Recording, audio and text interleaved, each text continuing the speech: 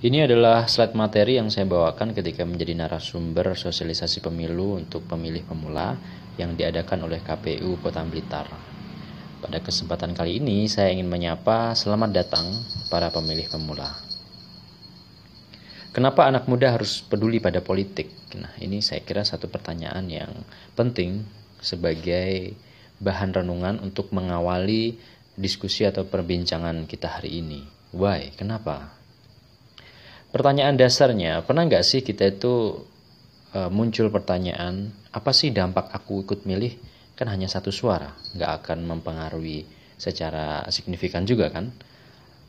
Terus mungkin muncul juga pertanyaan, kenapa sih kok kotaku gini-gini aja ya? Kok kayaknya tertinggal dari daerah lain? Daerah lain tuh kayaknya lebih maju, lebih asik gitu kan. Tapi kok kotaku gini-gini aja gitu. Atau mungkin pertanyaan, kok kampanyenya gitu-gitu aja ya, jadul banget, hari ini masih pasang baliho gitu kan, di era digital gitu kan. Dan banyak sekali mungkin pertanyaan yang ada dalam pikiran kalian sebagai anak muda melihat realitas politik. Dan ini menjadi bahan kita untuk kemudian kenapa kita harus peduli pada politik. Kita masuk pada literasi demokrasi ya. Kita awali dulu dari pengertian literasi. Apa sih literasi itu?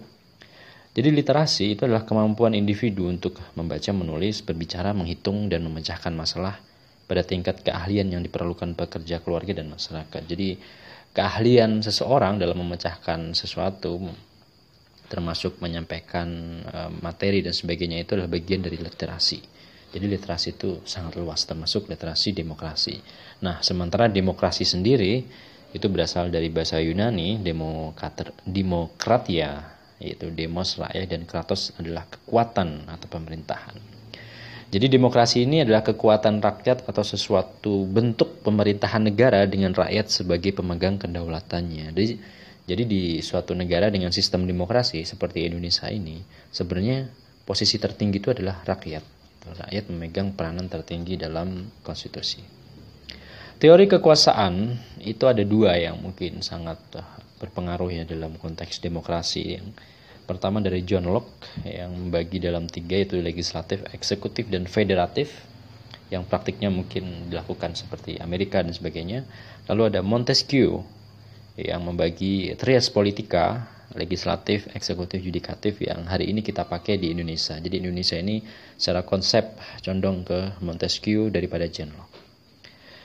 Nah, pertanyaannya, money politik itu adalah virus atau bakteri atau penyakit demokrasi yang sangat bahaya, karena money politik itu menyebabkan pemimpin yang terpilih kemudian fokus untuk membalikkan modal kampanye, dan itu berdampak pada kebijakan publik yang kurang maksimal, yang harusnya kita mendapatkan hak-hak kita sebagai masyarakat, mendapatkan fasilitas publik, mendapatkan dana, mungkin bansos, fasilitas lain, yang itu akhirnya tidak terurus karena pemerintah yang terpilih itu fokus balikin modal tadi. Pemimpin bagus pun juga akan sulit muncul karena yang terpilih adalah mereka yang bisa ngasih uang 50.000, 100.000, yang itu juga sangat menyedihkan. Anak muda perlu ikut membangun wacana agar realitas kita lebih berwarna. Ya, tentu saja kalau anak muda bersuara, maka pemerintah pun juga akan tahu sebenarnya kebutuhan apa sih yang penting untuk anak muda gitu ya. Lalu gimana caranya? Caranya adalah pertama adalah ikut organisasi. Penting itu karena dalam demokrasi itu kekuatannya adalah people power. Jadi organisasi itu kekuatan komunal yang kalau kita ngomong sendiri mungkin nggak terlalu diperhatikan, tapi kalau kita lewat satu organisasi pemuda dan sebagainya, itu pasti kekuatannya atau powernya lebih besar.